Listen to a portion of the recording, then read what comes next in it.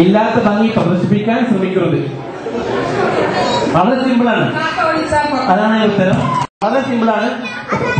നമ്മളെന്തെങ്കിലും സാധനം അതിന്റെ ഷേപ്പ് പുറത്ത് കണ്ട് ഭംഗി കണ്ട് നന്നാവണമെന്നില്ല. അതിന് സമാനമായിട്ടുണ്ട്. അതാണ് അതിന്റെ ഉത്തരം. മിന്നുന്നതല്ല, പൊന്നല്ല.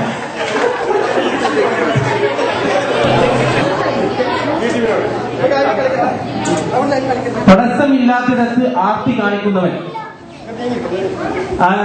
ഉത്തരം ഏത് ഉത്തരമാണ്? A team. ഇതിന് സമാനമായിട്ടുള്ള ഒരു പഴഞ്ചൊല്ലുണ്ട്.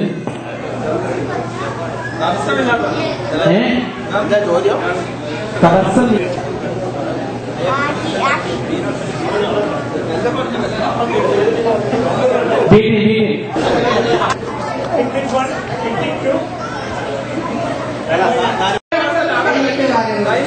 അതല്ല, എല്ലാവരും പറയുന്നൊരു ചോദ്യമാണ്.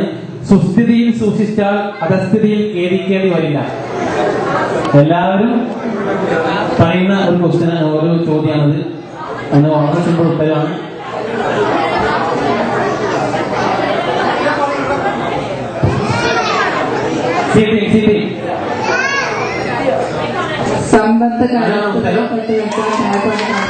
ഏറ്റവും പക്വതയുള്ളവരിൽ പഠനാത്മക ഉണ്ടാവില്ല.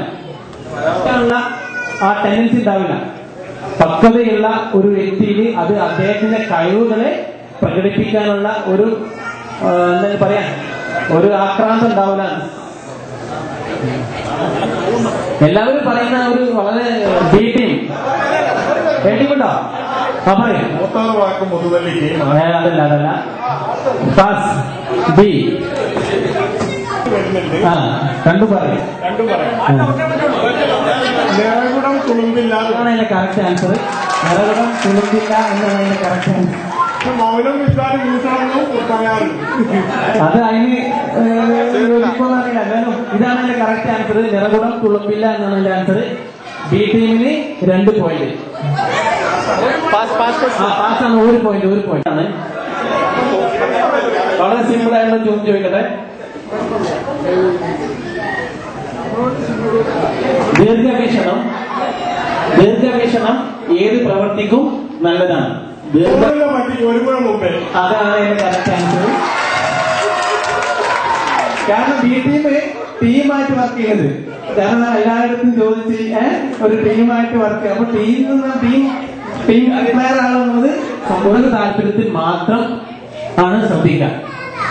കപടന്മാർ എവിടെ ചേർന്നാലും സ്വന്തം താല്പര്യത്തിൽ മാത്രമാണ് ഒരു ശ്രദ്ധിക്കുക. എല്ലാവരും ഇതിനെ ഡെയിലി ലൈഫിൽ ഉപയോഗിക്കുന്ന ഒരു പഴഞ്ചൊല്ലാണ്.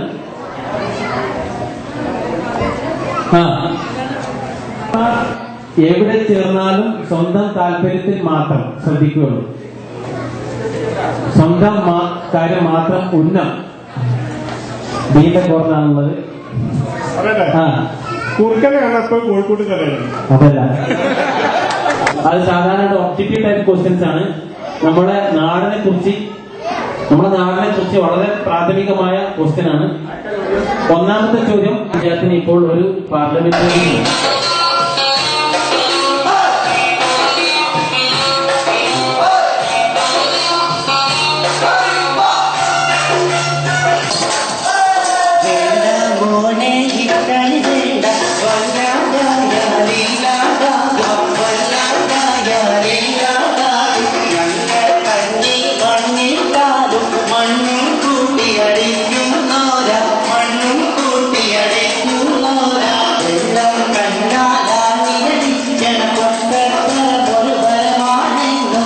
to be